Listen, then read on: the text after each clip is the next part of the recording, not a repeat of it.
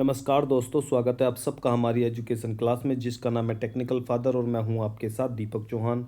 जितने भी लेक्चर हमारे आते हैं अगर आप लोगों ने वो नहीं देखे हैं तो सबसे पहले आप लोगों को यूट्यूब पर जाना है और वहां पर टेक्निकल फादर चैनल को सर्च करना है और वहां पर जाकर जितने भी लेक्चर हमारे आ चुके हैं उन्हें आप देख सकते हो, ताकि आने वाले जितने भी लेक्चर होंगे या फिर आज का जो लेक्चर है उनसे उन्हें आप कोरिलेट कर सको। जितने भी हमारे लेक्चर आते हैं उनके जो पीडीएफ नोट्स होते हैं अगर आप वो भी लेना चाहते हो, क्योंकि जो नोट्स बनाने की मेहनत है वो आप लोगों की बच जाए, तो आप लोगों को करना क्या होगा, ये हमारा व्हाट्सअप नंबर है, इस पर जाकर हमसे कांटेक्ट करना है और आगे का प्रोसीजर जान लेना है।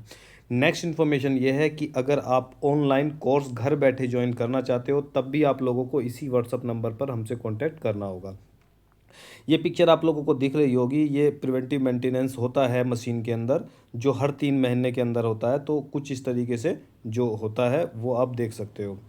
क्वेश्चन आंसर की हम एक सीरीज चला रहे थे जिसमें इम्पोर्टेंट क्वेश्चन, और ये जो क्वेश्चन होते हैं ये किसी एक के द्वारा बनाए हुए नहीं हैं, ये वो क्वेश्चन है जो बच्चों के द्वारा या जो इंडस्ट्री में काम करते हैं लोग उनके द्वारा कमेंट बॉक्स में पूछे गए थे। यानी कि ये जो क्वेश्चन है ये अलग अलग नॉलेज वाले जो पर्सन होते हैं उनके द्वारा पुटअप किए गए थे और उन्हीं क्वेश्चनों को उठाकर हम डिस्कस कर रहे हैं। पहला क्वेश्चन हमारा आ रहा है 56 नंबर का, न्यू मॉल ट्रायल कैसे करें। ये बहुत इंपॉर्टेंट क्वेश्चन आप लोगों के लिए हो जाता है, ठीक है। इसकी जो वीडियो है वो हमारी जल्दी ही आएगी और हो सकता है कोई वीडियो चैनल पर पड़ी है तो आप लोग वहाँ पर भी जाकर इसे सर्च कर सकते हो। न्यू मोल्ड ट्रायल की जब हम बात करते हैं तो न्यू मोल्ड ट्रायल के बारे में थोड़ा सा बता देता हूँ। जब आप किसी भी कंपनी में काम करते हो तो वहाँ पे 2 कंडीशन होती है, या तो उस कंपनी का अपना कोई भी टूल रूम होता है जहाँ पर मोल्ड बनाए जाते हैं, और या फिर वो कहीं से बाहर से मोल्ड बनवा कर देती है। अगर आप लोगों का खुद का ही टूल रूम है कंपनी का तो वहाँ पे सबसे ज़्यादा प्रॉब्लम आने वाली होती है, क्योंकि वो क्या करते हैं, वो करते हैं कि अपने यहाँ पर ही मोल्ड बनवा लेते हैं, बनने के बाद में वो मोल्ड ट्रायल के लिए भेज देते हैं अपनी ही कंपनी में, और वहाँ पर क्या है, जैसे ही मोल्ड लगाया जाता है तो ओके पीस निकाल लिए जाते हैं और साइन करा कर ओके कर दिया जाता है। जबकि न्यू मोल्ड जो ट्रायल होता है वो कभी भी एक बार में 1 घंटे में ओके नहीं होता है, वो काफ़ी टाइम तक ट्रायल में रहता है। पहले उसे क्या है 1 घंटे तक चलाएंगे, गर्म होगा, फिर हो सकता है चीज़ें चेंज हो तो फिर उसमें टूल रूम में ले जाकर चेंज की जाएंगी। यानी कि जो सेटिंग पैरामीटर के हिसाब से होगी वही रखनी पड़ेगी। 1 घंटे के अंदर भी 12 घंटे तक चलेगा, तब भी अगर फिर भी सेम सेटिंग पर प्रॉब्लम आती है तो मोल्ड में करेक्शन किया जाएगा, ना कि प्रोसेस में करेक्शन किया जाता है। तो आप लोगों को यही बात ध्यान रखनी है कि जब भी नया मोल्ड ट्रायल होता है तो आप लोगों को पैरामीटर के अकॉर्डिंग चलना होता है। कभी भी प्रॉब्लम आने पर पैरामीटर चेंज नहीं होते हैं, मोल्ड में ही करेक्शन टूल रूम में ले जाकर कराया जाता है। इस बात का हमेशा ध्यान रखना है। अगर आपने ऐसा नहीं किया तो भविष्य में वो मोल्ड आप लोगों को प्रॉब्लम क्रिएट करता रहेगा। क्या screw both direction like forward और बैकवर्ड एंटी क्लॉकवाइज ही रोटेट करेगा? ऐसा नहीं होता। स्क्रू की जो डायरेक्शन होती है वो सिंगल साइड होती है, वो सिर्फ एंटी क्लॉकवाइज ही रोटेट करता है, वो क्लॉकवाइज रोटेट नहीं करता है। अब कैसे करेंगे? अब मान लो कि ये जो है आप लोगों का हाइड्रोलिक मोटर लगा हुआ है, इसमें 2 पाइप गए हैं ऑयल के, एक इन का एक आउट का, ठीक है। तो अब होता क्या है, जब यहाँ से ऑयल जाएगा और ये हाइड्रोलिक मोटर घूमना स्टार्ट करेगा और इसके साथ में जो स्क्रू है वो भी रोटेट करना स्टार्ट कर देगा। लेकिन कई बार क्या होता है कि जब मशीन पर काम चल रहा होता है तो हो सकता है कि ये वाला जो पाइप है वो इन वाला पाइप यहाँ पर सेट हो जाता है और ये वाला पाइप गलती से यहाँ पर लगा दिया जाता है, फिर तो स्क्रू है वो क्लॉकवाइज रोटेट करना स्टार्ट कर देगा। लेकिन ऐसा नहीं होता, क्योंकि इस यहाँ पर इस पाइप के अंदर क्या लगा दी जाती है कि एनआरवी लगा दी जाती है, एनआरवी लगा दी जाती है, नॉन रिटर्न वाल्व। जरूरी नहीं है जो एनआरवी है वो स्क्रू में यूज़ होती है, एनआरवी जो पाइप है इन वाला हाइड्रोलिक पाइप है इसमें भी यूज़ होती है। अगर ये पाइप इन आउट के हाइड्रोलिक जो ऑयल होता है वो चेंज भी हो जाते हैं तब भी कोई फ़र्क नहीं पड़ेगा, स्क्रू जो है वो क्लॉकवाइज रोटेट नहीं करेगा, एंटी क्लॉकवाइज ही रोटेट करेगा। इतनी बात समझ में आई? आज ये नई चीज़ आप लोगों को मिली होगी। Screw moves both side. Next question देख लेते हैं, ये इसका आंसर था 58। कोई न्यू आर्टिकल की डाई मोल्ड सेट कर रहे हो तो तब हीटिंग कितनी रखनी है? ठीक है, ये क्या है, ये आप लोगों की जो पाइप प्लांट है उसका क्वेश्चन ये रखना है। उसका क्वेश्चन ये है पूछा हुआ, क्योंकि जब भी आप डाई को चेंज करते हो तो उसका टेम्परेचर थोड़ा सा बढ़ा लेना होता है, ताकि जो डाई है वो आसानी से खुल जाए। कभी भी जो ठंडा बैरल होता है उस समय पर डाई को नहीं खोलना होता है। जैसे आप मोल्ड को खोल लेते हो, मोल्ड में क्या आता है, मोल्ड को तो आप अनलोड कर देते हो, चाहे मशीन आप लोगों को, बैरल आप लोगों को गर्म है या ठंडा है, कोई फ़र्क नहीं पड़ता है। लेकिन वहाँ पर ऐसा नहीं होता है, क्योंकि मटेरियल जो निकलता है वो डाई से ही निकलता है, डाई हेड होता है, तो वहाँ का टेम्परेचर अच्छा खासा देना पड़ता है, तभी आप लोगों को डाई खोलनी चाहिए। मैं अगर कंपेयर करूं तो जैसे आप लोगों का नोजल हेड होता है उसी तरीके से वहाँ पर आप लोगों की डाई हेड होता है और डाई होती है। जैसे नोजल हेड को आप ओपन करते हो, खोलते हो, तो उसमें भी टेम्परेचर देना होता है। उसी तरीके से जब आप यहाँ पर डाई को खोलते हो, जो आप लोगों का पाइप प्लांट होता है उसमें भी डाई को टेम्परेचर देना होता है। नेक्स्ट क्वेश्चन की हम बात करते हैं। 59 क्वेश्चन है, what is the injection position, pressure, speed, holding time, transfer position and short size. काफ़ी सारे क्वेश्चन एक ही क्वेश्चन में पूछ लिए गए हैं। पहले हम बात करते हैं इंजेक्शन पोजीशन की। इंजेक्शन पोजीशन क्या होती है? इंजेक्शन जो पोजीशन होती है वो स्पीड के वेरिएशन पर क्रिएट होती है, ये हमेशा ध्यान रखना। मान लो कि आप इंटरव्यू में बैठ गए और उसने पूछ लिया कि what is the injection position, तो इंजेक्शन पोजीशन कब बनेगी? जब इंजेक्शन स्पीड में वेरिएशन होगा। ठीक है, अगर वेरिएशन होगा तो वो बन जाएगी। कैसे बनेगी अब बात करते हैं उसकी। ये हमारा क्या है, बैरल है, और बैरल के अंदर आप जानते हो कि एक स्क्रू होता है, एक स्क्रू होता है। यहाँ से इसे थोड़ा सा क्लियर कर लेते हैं। ठीक है, ये हमारा क्या हो गया, स्क्रू हो गया, और इसे हम कर लेते हैं यहाँ पर। एक सेकेंड, गायब हो गया। ये बैरल है और स्क्रू को थोड़ा हम पीछे की तरफ बनाते हैं। ये आप लोगों का होपर हो गया और ये आप लोगों का स्क्रू का जॉइंट हो गया। ठीक, तो अब ये जो स्क्रू है ये मान लो कि 100 से, कहाँ से, एक 100 पोजीशन से चलना स्टार्ट करेगा। कब? इंजेक्शन के दौरान। तो ये कहाँ आएगा, आगे की तरफ आएगा। तो हीटर भी बना लेते हैं, बोलेंगे सर ने हीटर नहीं बनाया, उसके बाद भी इंजेक्शन करा दिया।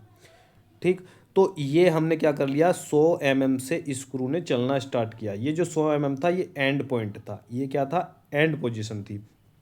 तो जब ये यहाँ से चलेगा तो हो सकता है कि इसकी स्पीड है वो 30 mm पर सेकंड रही हो, 30 mm पर सेकंड रही हो। और ये जो चला है ये हो सकता है कि 50 mm तक चला हो। स्क्रू ने 100 से चलना स्टार्ट किया और 50 तक पहुंचा 30 mm पर सेकंड की स्पीड से। तो इंजेक्शन स्पीड कितनी बन गई, 1।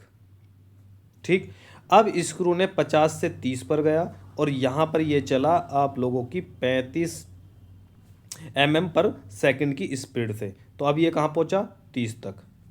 ठीक, तो ये कितनी पोजीशन बन गई, 2। ठीक, अब ये पहुँचा 10 तक, 10 तक, और कितनी स्पीड से, 20 mm पर सेकंड की स्पीड से। तो कितनी पोजीशन बन गई, 3 पोजीशन। इसे स्टेप भी बोलते हैं, इसे पोजीशन भी बोलते हैं, और इसे प्रोफाइल भी बोलते हैं, प्रोफाइल भी बोलते हैं। यानी कि जब आप सिंगल स्पीड में चलाते हो तो यानी कि एक प्रोफाइल में चला रहे हो इंजेक्शन को। अगर आप लोग डबल में चला रहे हो तो डबल प्रोफाइल में चला रहे हो, डबल स्टेप में चला रहे हो। तो अब जब इसके स्टेप बनते हैं या इंजेक्शन को आप स्टेप बाय स्टेप कराते हो तो तभी पोजीशन बनती है, वरना पोजीशन नहीं बनेगी। समझ में आ गई पोजीशन। Next, pressure. इंजेक्शन के दौरान स्क्रू के अंदर जो प्रेशर क्रिएट होता है, भाई प्रेशर कैसे क्रिएट होगा, जब यहाँ से स्क्रू के ऊपर हाइड्रोलिक सिलेंडर फोर्स डालता है। याद रखना, वो फोर्स डालेगा। जब फोर्स डालता है तो इंजेक्शन के स्क्रू के अंदर, बैरल के अंदर क्या होगा, एक प्रेशर जनरेट होगा, और उस प्रेशर से मोल्ड के अंदर मटेरियल इंजेक्ट होगा। तो इस प्रेशर को क्या बोलते हैं हम, इंजेक्शन प्रेशर बोलते हैं। और जिस स्पीड से इंजेक्शन के दौरान स्क्रू आप लोगों का फॉरवर्ड डायरेक्शन में जाता है उसे आप इंजेक्शन स्पीड बोलते हो। होल्डिंग टाइम की जब हम बात करते हैं, इंजेक्शन के बाद मटेरियल पर, मोल्ड के अंदर जो मटेरियल गया है उस पर एक होल्ड बना के रखा जाता है, एक प्रेशर बना के रखा जाता है, ताकि मोल्ड के अंदर सिंकेज ना आए, श्रिंकेज ना आए, सिंक मार्क ना आए, पार्ट का वेट कम ना आए, डायमेंशन का इशू ना आए। इन सब के लिए, ताकि मटेरियल प्रॉपर मोल्ड के अंदर पहुंच जाए, उसके लिए हम क्या देते हैं, होल्डिंग टाइम देते हैं। ठीक है। होल्डिंग में जोन में क्या होता है कि टाइम भी लगता है, होल्डिंग टाइम लगता है, होल्डिंग स्पीड भी लगती है और होल्डिंग प्रेशर भी लगता है। ये तीनों चीज़ें एक साथ क्रिएट होती हैं वहाँ पर। ट्रांसफ़र पोजीशन में लास्ट लेक्चर में बहुत अच्छे से डिस्कस कर चुका हूँ, इसलिए मैं यहाँ पर बिल्कुल नहीं बताऊँगा आपको कि ट्रांसफ़र पोजीशन क्या होती है। उसके लिए आप लोगों को लास्ट लेक्चर देखना ही पड़ेगा। शॉर्ट साइज मैं बताऊंगा क्योंकि शॉर्ट साइज मैंने लास्ट टाइम डिस्कस नहीं किया था। शॉर्ट साइज की जब हम बात करते हैं, नहीं शॉर्ट साइज किया था, नहीं किया था, सॉरी नहीं किया था। ठीक है, शॉर्ट साइज, शॉर्ट का साइज क्या है। मान लो कि यहाँ पर एक बैट्समैन है, वो खड़ा हुआ है और उसने क्या कर दिया, एक बैट लिया और बैट को थोड़ा सा पीछे किया और बॉल पर पुल कर दिया। ठीक है, बॉल पर हल्का सा टच कर दिया तो बॉल कहाँ जाएगी, पास में जाएगी। फिर उसने क्या किया, बैट को और थोड़ा पीछे किया, फिर उसने फोर्स लगाकर बॉल पे अटैक किया, ठीक है, हिट किया तो बॉल थोड़े और आगे जाएगी। ठीक, जब वो पीछे ले जाकर जहां उसकी कैपेसिटी है वहां पर ले जाकर बॉल को हिट करेगा तो बॉल क्या जाती है, सीधी 6 पे जाती है या 4 पे जाती है। तो ये क्या हो गया, जहां से उसका बैट पीछे की तरफ जा रहा है ये उसका शॉट का साइज हो गया। ठीक है, कितने साइज से वो बॉल को हिट कर रहा है पीछे ले जाकर।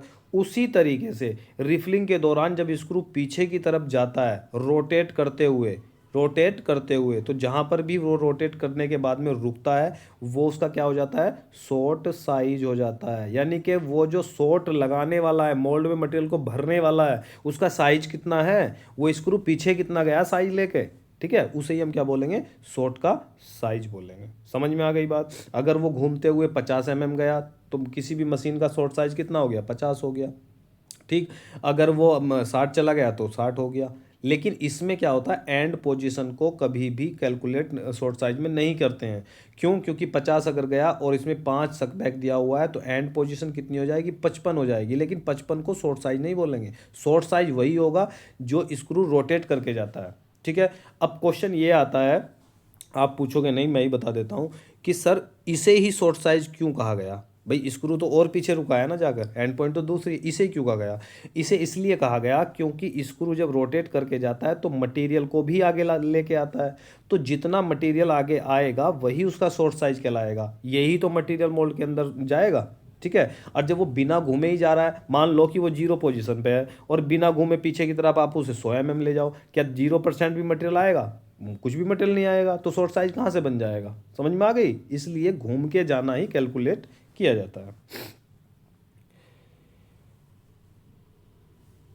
क्लैंडरिंग प्रोसेस क्या होता है, देखो क्लैंडरिंग प्रोसेस, इंजेक्शन मोल्डिंग, आप लोग इंजेक्शन मोल्डिंग जानते हो, लेकिन इंजेक्शन मोल्डिंग के अलावा भी बहुत सारे प्रोसेस हैं। प्लास्टिक फील्ड को जो हेल्प कर रहे हैं, इंजेक्शन मोल्डिंग के अलावा भी बहुत सारे प्रोसेस हैं। जैसे ब्लो प्रोसेस है, ब्लो प्रोसेस में क्या आता है, इंजेक्शन ब्लो मोल्डिंग आती है, एक्सट्रूजन ब्लो मोल्डिंग आती है।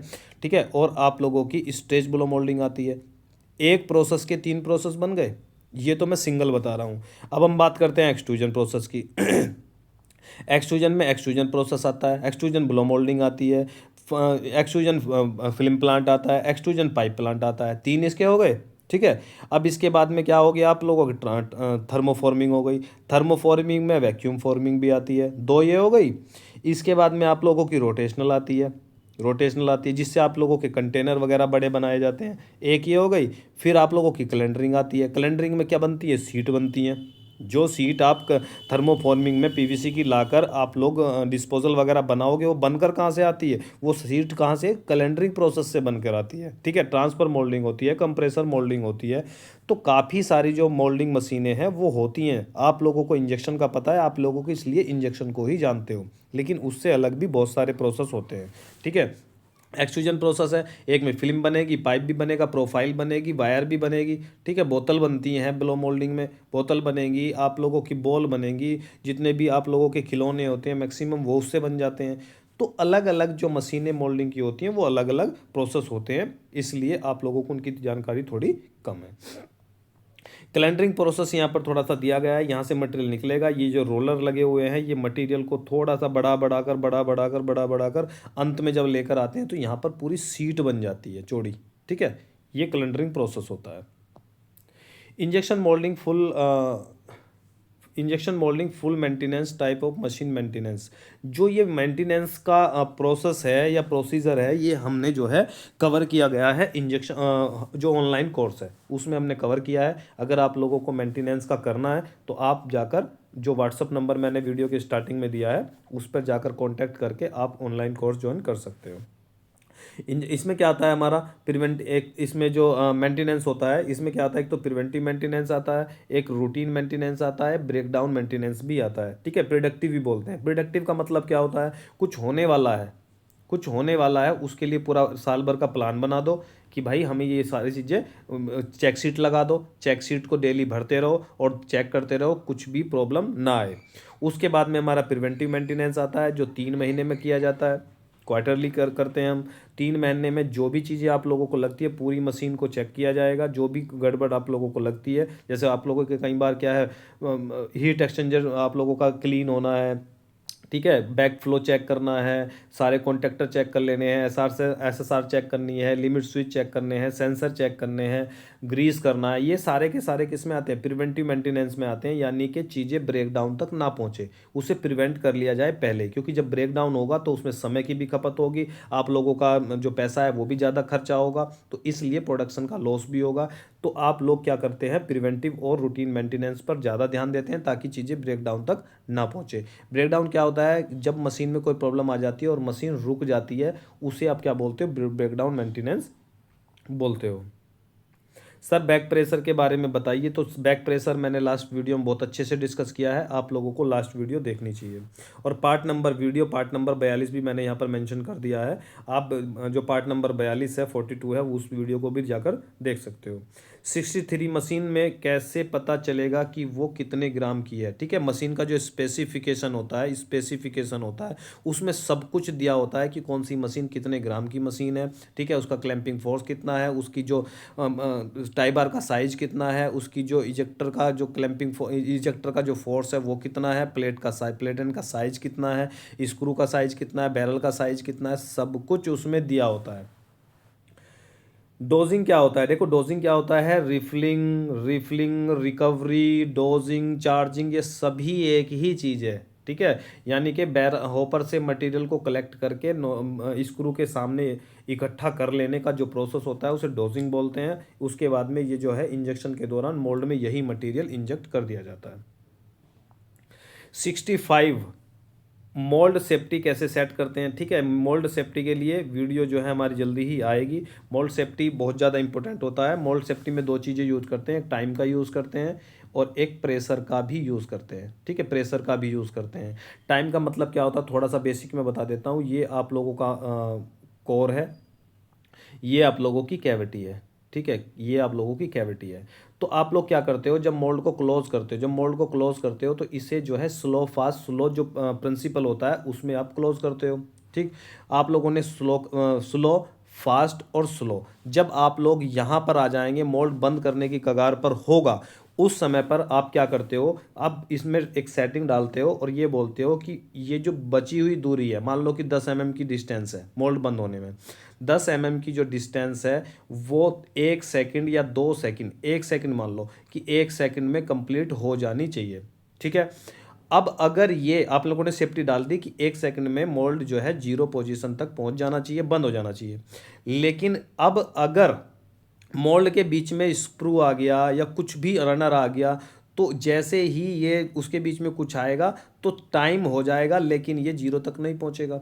मशीन सेंस करेगी कि समय हो गया लेकिन वो 0 की पोजीशन पर नहीं पहुंचा है, मोल्ड बंद नहीं हुआ है, इसका मतलब उसके बीच में कुछ ना कुछ आ गया है, इसलिए मोल्ड क्या है वो बंद नहीं होगा और फिर से वापस लौट आएगा अपनी पोजीशन पर। ये टाइम वाली सेटिंग होती है।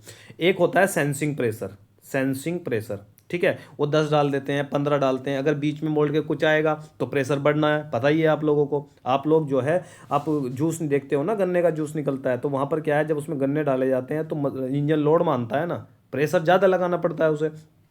उसी तरीके से अगर मोल्ड के अंदर कुछ भी आ जाता है तो जो प्रेशर है वो बढ़ जाएगा, और जैसे प्रेशर 10, आप लोगों ने सेंसिंग प्रेशर 10 सेट कर दिया और बीच में मोल्ड के कुछ आ गया, तो ये 10 से जैसे ही 11 पहुंचेगा, मशीन को पता लग जाएगा कि बीच में कुछ ना कुछ आ गया है, इसलिए अब मोल्ड को बंद नहीं करना है, उसे खोल देना है, तो ये क्या हो जाएगा, खुल जाएगा। ठीक है, ये सारी चीज़ें हमने ऑनलाइन कोर्स में डिस्कस की हुई है। How to make the cushion. ठीक है, जो कुशन होता है ये भी बहुत ज़्यादा इंपॉर्टेंट होता है। कुशन होता है, कुशन मतलब तकिया भी होता है, एक सेफ्टी भी होती है। तो कुशन क्या होता है कि होल्डिंग के बाद में स्क्रू के टिप के आगे बैरल के अंदर जितना स्पेस होता है आप उसे क्या बोलते हो, कुशन बोलते हो, कुशन बोलते हो। और इसका जो यूज़ होता है दो तरीके से यूज़ किया जाता है। सबसे पहले सेफ्टी के लिए यूज़ किया जाता है, स्क्रू की सेफ्टी होती है।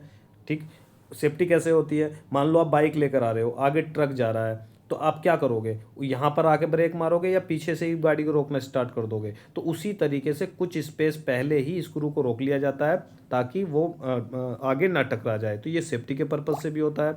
दूसरा क्या होता है, दूसरा अगर मटेरियल मोल्ड में ज़्यादा चाहिए तो थोड़ा सा मटेरियल हम स्टॉक में रखते हैं ताकि पार्ट में प्रॉब्लम ना आए। अगर कम ज़्यादा चाहिए तो ये कुशन कम हो जाएगा, अगर कम चाहिए तो यहाँ पर कुशन के रूप में मटेरियल बच जाता है।